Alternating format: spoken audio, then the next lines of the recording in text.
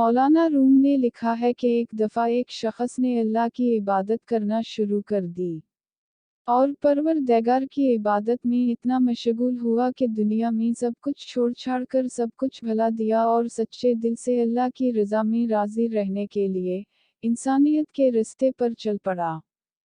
मौलाना room कहते हैं कि एक वक्त वो आया कि इसके घर में कुछ खाने को भी ना बचा और होते होते वो वक्त भी आया कि घर बार सब खत्म हो गया और वो शख्स चलते हुए मौत के इंतज़ार में गलियां घूमता कि अब पल्ले तो बचा कुछ नहीं तो इंतज़ार थी कर सकता हूँ, अल्लाह संभाल ले।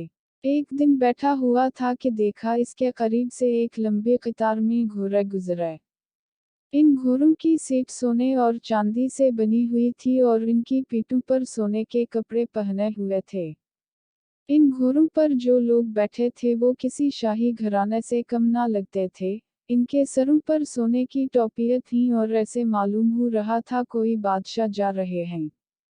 इस शख्स के ड्रिफ्ट करने पर इसे बताया गया कि ये 7 गांव में एक बादशाह है, ये सब इसके गुलाम हैं और बादशाह के दरबार में जा रहे हैं।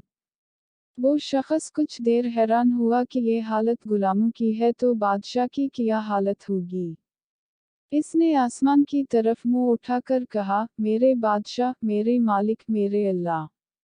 शिकवा तो तुझसे नहीं करता लेकिन इस बादशाह से ही गुलामों का ख्याल रखना सीख ले।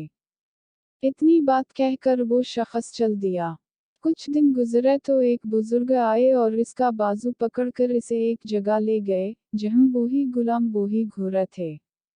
वो देखता किया है कि किसी घोड़े की टांग कटी हुई है, किसी गुलाम का धड़ घोड़े की पश्त पर पड़ा हुआ है, किसी गुलाम के हाथ कटे हुए हैं, किसी के सर से खून निकल रहा है, कोई घोड़े को जख्मी हालत में वापस लेकर जा रहा है।